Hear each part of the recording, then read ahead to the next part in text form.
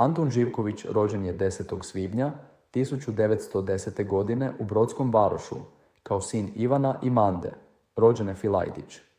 Srednjoškolsko obrazovanje završio je u gimnaziji u Slavonskom Brodu, dok je teološki studij pohađao u Đakovu. Za svećenika je zaređen 1934. godine. Nakon ređenja služio je kao kapelan u Nijemcima i Valpovu, a potom je radio kao kateheta u Vinkovcima i Đakovu. Nakon što je 1941. godine položio profesorski ispit, postao je kateheta u gimnazijama u Slavonskom Brodu i Osijeku.